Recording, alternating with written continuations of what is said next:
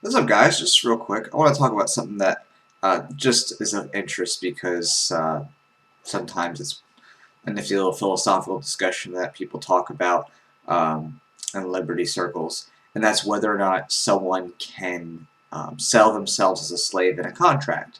And Walter Block, if you're not familiar with him, he's a scholar on liberty, and he's one who believes that people can.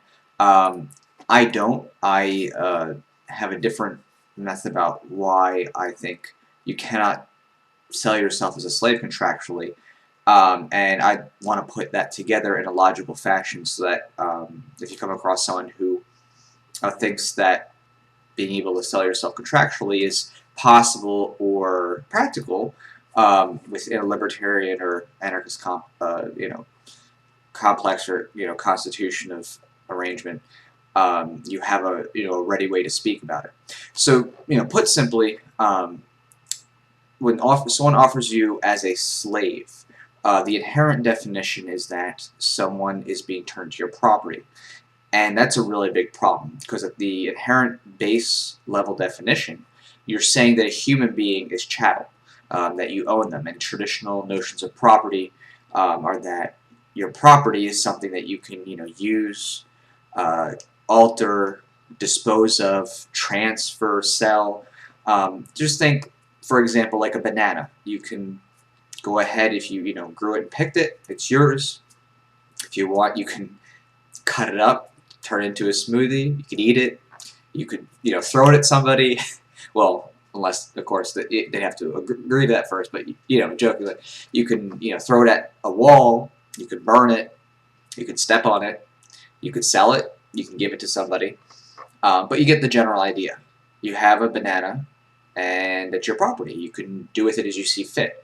Likewise, if you think about livestock, it's kind of the same thing.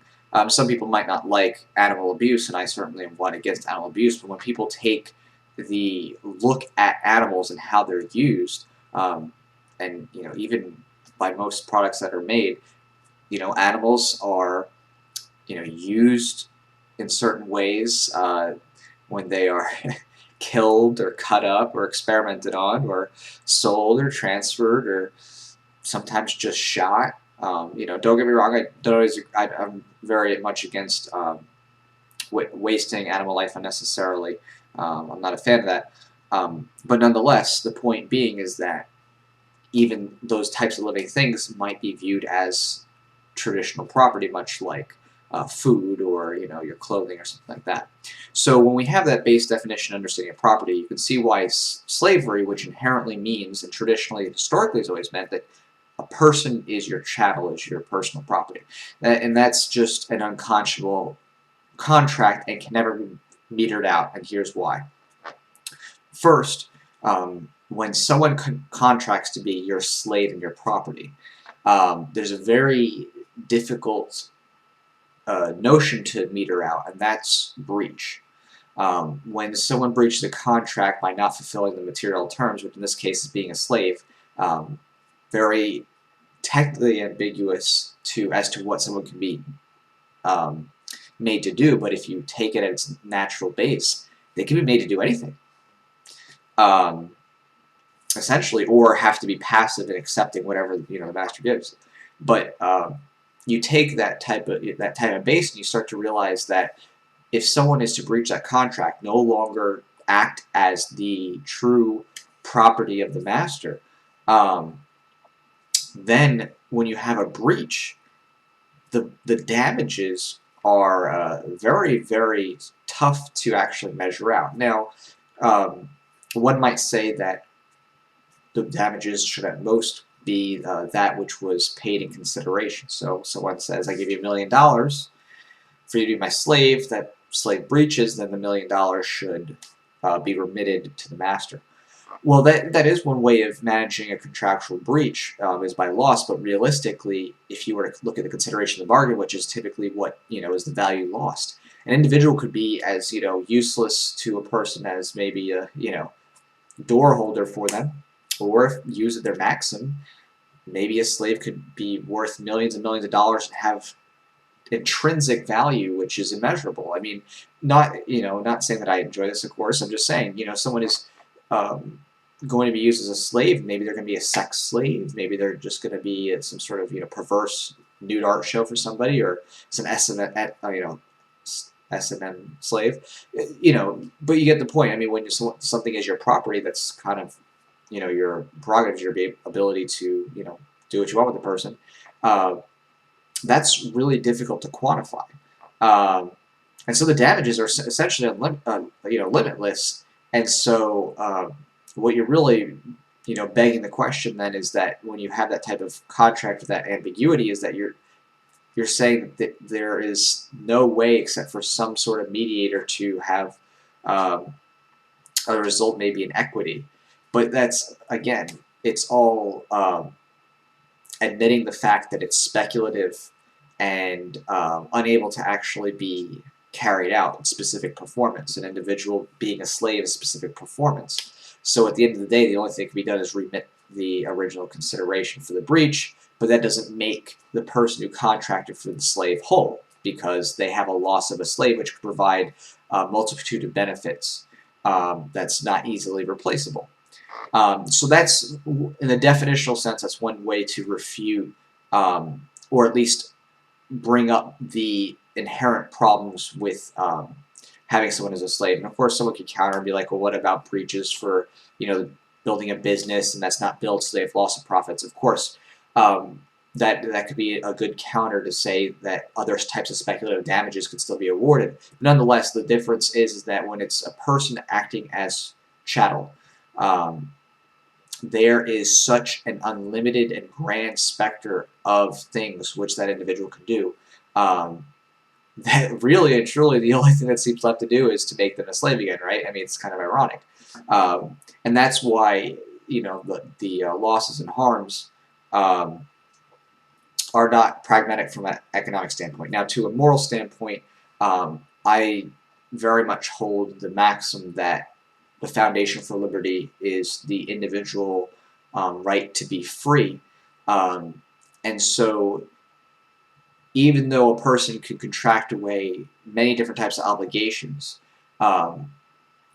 contracting away your ability to turn yourself into property, to be used and completely abused and disposed of, or transfer, whatever, just like a banana or a T-shirt, I think defeats the underlying premise of libertarian slash anarchist whatever values.